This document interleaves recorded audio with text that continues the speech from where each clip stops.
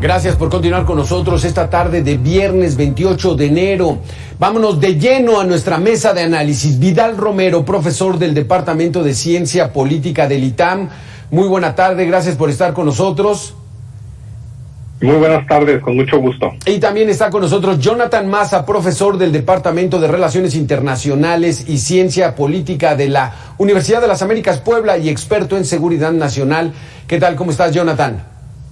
¿Qué tal? Muy buenas tardes, estimado Alberto. También un saludo a Vidal Romero. Exactamente. Vidal, vamos a iniciar con esto. ¿Qué tan serio va este asunto de pedirle cuentas a las armadoras en Estados Unidos para que al menos supervisen a qué mexicanos le están vendiendo las armas que finalmente, por lógica, terminan muchas en manos del crimen organizado? Mi impresión es que esto va en serio de parte del gobierno mexicano y creo que es un gran paso el que hemos dado. Ya otra pregunta es si esto tendrá algún resultado o no. Sí.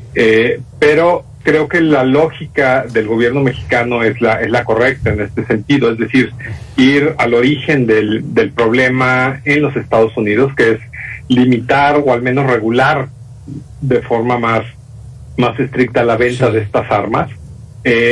A diferencia, por ejemplo, de pensar en que una vez que se venden las armas, es muy difícil limitar el paso por la frontera de Estados Unidos, ¿no? Por esa frontera de norte a sur y de sur a norte pasa. ¿Cómo le harán las bandas criminales? ¿Harán compras hormiga, Vidal?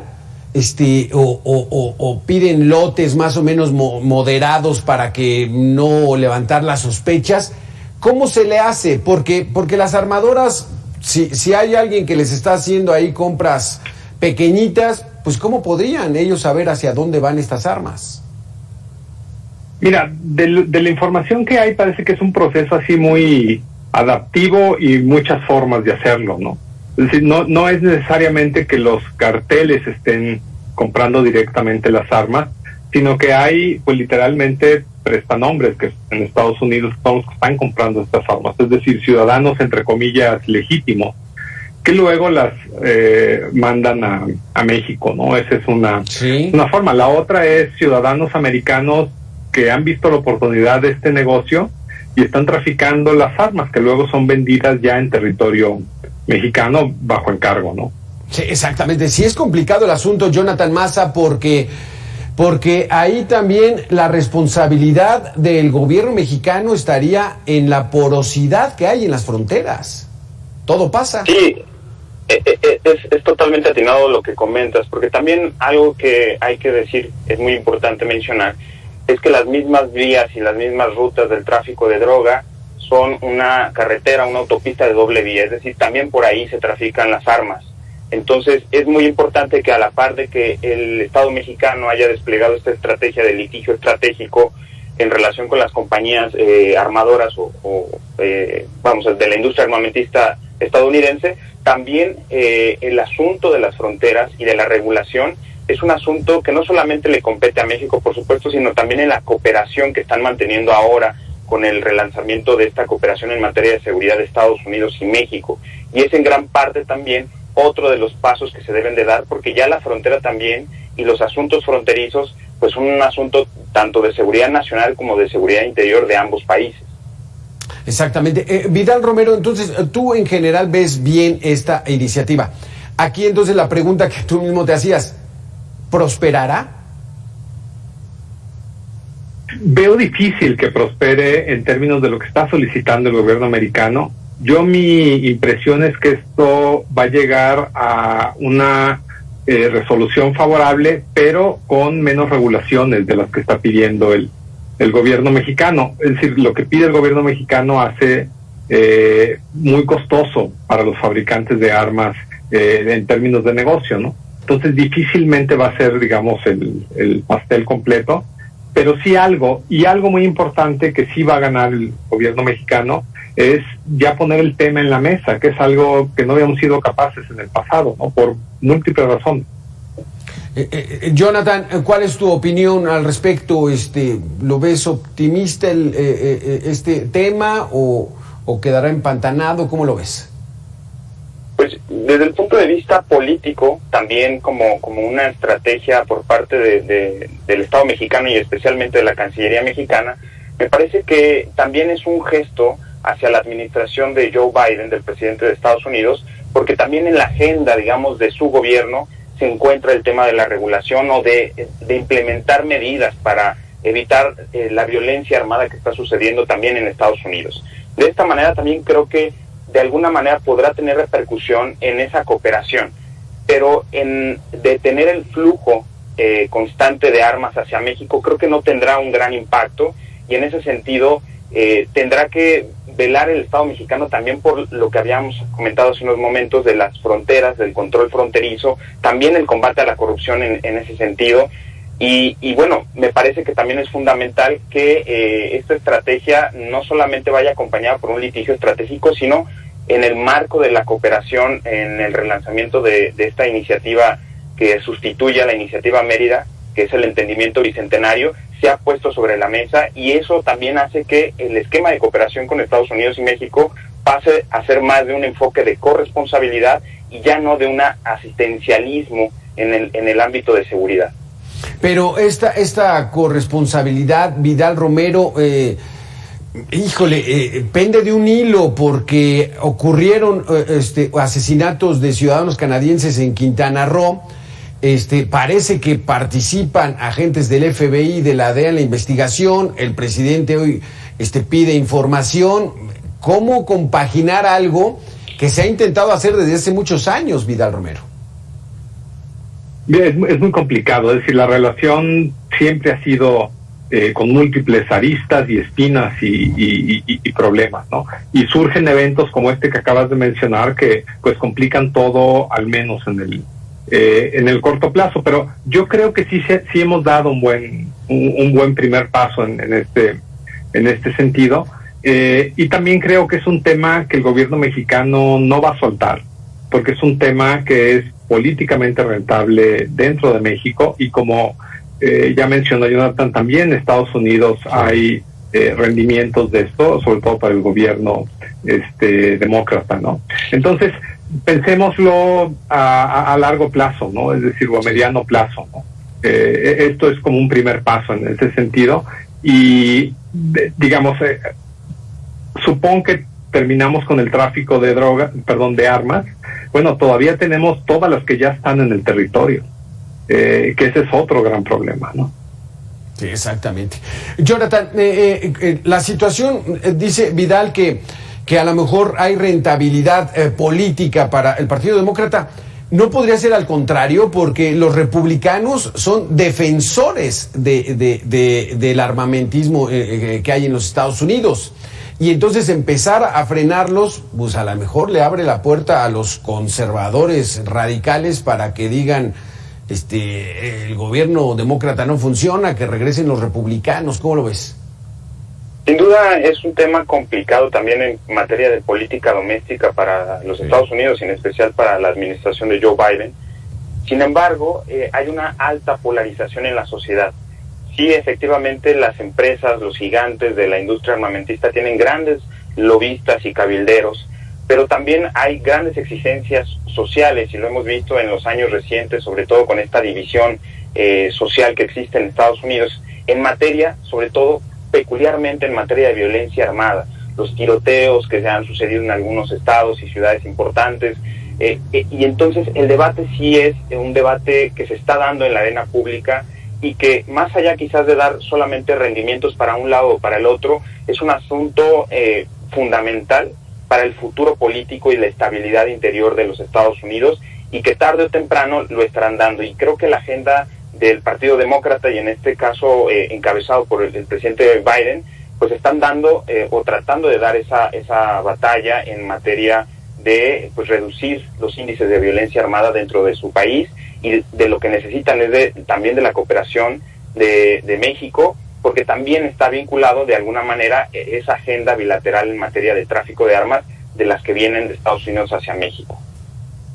Vidal Romero, ya nos habías hablado que sí trae cierta dosis de rentabilidad política para el gobierno de México y particularmente, pues bueno, para el canciller, ¿no? Que desde ahorita se está vislumbrando como posible sucesor en la presidencia de la República.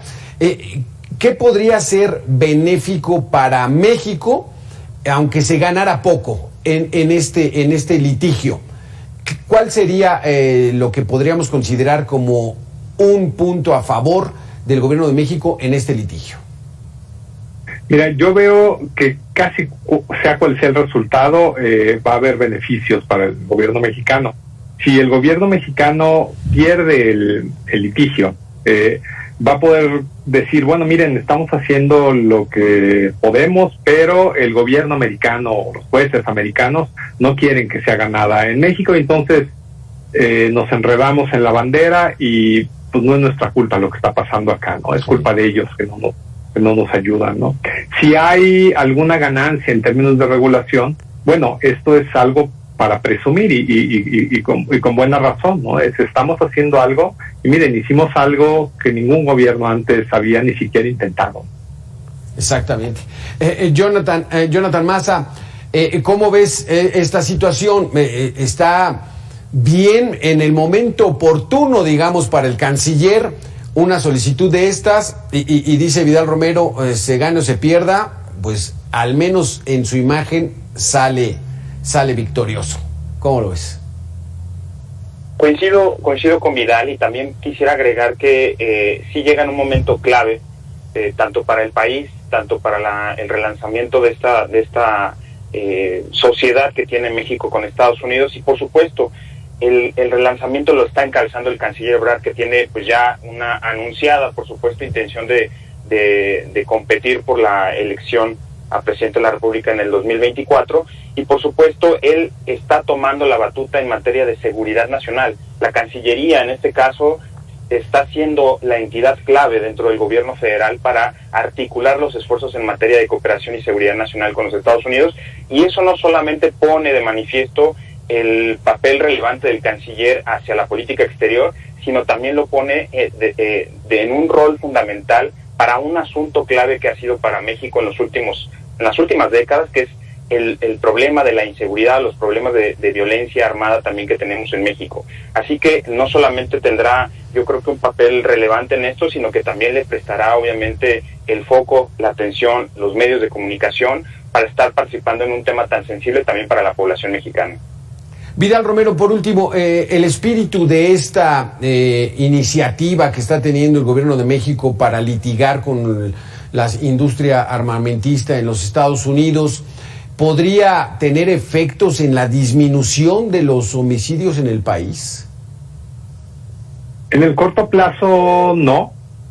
Y en buena medida por esto que te comentaba, porque ya hay muchísimas armas dentro del país, ¿no? Entonces difícilmente veremos un efecto muy, muy grande, ¿no? Ahora, marginalmente, hay evidencia, por ejemplo, que cuando se implementó esta veda en la venta de armas de alto calibre en Estados Unidos, hay evidencia que muestra que en la frontera de México sí disminuyeron significativamente los homicidios, ¿no? No es que no hubiera armas, es simplemente un asunto de magnitud, ¿no? Sí. Los carteles, las organizaciones criminales van a seguir peleándose, disputando las plazas, disputando los mercados, pero es muy diferente que lo hagan con armas de alto calibre a que lo hagan con armas de bajo calibre o incluso sin armas, ¿no? Como sucede, por ejemplo, el Reino Unido es un muy buen ejemplo, ¿no? En Reino Unido hay organizaciones criminales como en casi todos los países y se pelean entre ellas, pero literalmente lo hacen a navajazos, ¿no? Entonces lo que tienes en el Reino Unido pues, es un problema de acuchillamientos, ¿no? Pero es muy diferente en términos de la letalidad y del nivel de violencia cuando te peleas con cuchillos a cuando te peleas con armas de alto calibre, ¿no? Exactamente. Jonathan Massa, un último comentario. Si va prosperando, quizá no en la magnitud en la que está esperando el gobierno de México, pero si va logrando espacios, podría ser eso, una de las alternativas para reducir nuestro altísimo índice de homicidios que hay en el país. Sí, es verdad que uno de los objetivos es precisamente reducir el tráfico de armas y sobre todo la posesión de ellas en manos de civiles que no tienen la autorización, sobre todo por el altísimo poder de fuego con el que cuentan ahora ya las organizaciones criminales en México. Algo que es muy importante mencionar también es que México es dentro de los países rankeados por el Smart Arms Survey entre los 10 primeros con mayores civiles en posesión de armas, y es el segundo en América Latina. Entonces, esto que se ha visto reflejado, por supuesto, en el incremento de la violencia armada y los homicidios, derivados precisamente de enfrentamientos entre bandas criminales, pues pone de manifiesto un asunto totalmente delicado que ya incluso ha superado el ámbito de la seguridad pública. Por lo tanto, esta situación, si bien en el corto plazo, coincido con el profesor Vidal, no va a repercutir en que se reduzca de manera importante el tráfico de armas, sí puede sentar las bases tanto para la discusión, obviamente política, pero también para la discusión y el diseño de nuevas políticas públicas y nuevos enfoques en materia de seguridad, porque algo que también es muy importante es atender pues aquellas vulnerabilidades en el ámbito del tejido social que permiten o que hacen que florezca también pues bueno, que dentro de la sociedad mexicana se vaya involucrando a jóvenes y a niños en las organizaciones criminales y que aspiren incluso a tener posesión de armas, por supuesto. Y eso es algo muy importante y muy relevante dentro del papel fundamental que deben jugar el gobierno federal y por supuesto también los gobiernos estatales y locales. Exactamente, pues Vidal Romero, Jonathan Maza, si las cosas van bien, este sería el primer paso. Ya después hay que ver de dónde más llegan armas, porque ya lo decían algunos de nuestros especialistas, también vienen muchas de Asia, otras que llegan por Centro, Sudamérica, en fin. La problemática está compleja, pero por algo se empieza. Gracias a Vidal Romero, profesor del Departamento de Ciencia Política del ITAM, y a Jonathan Maza, experto en seguridad nacional y catedrático de la Universidad de las Américas Puebla. Gracias por estar con nosotros. Con mucho gusto, hasta luego. Gracias, Alberto, hasta luego. Así es, entonces...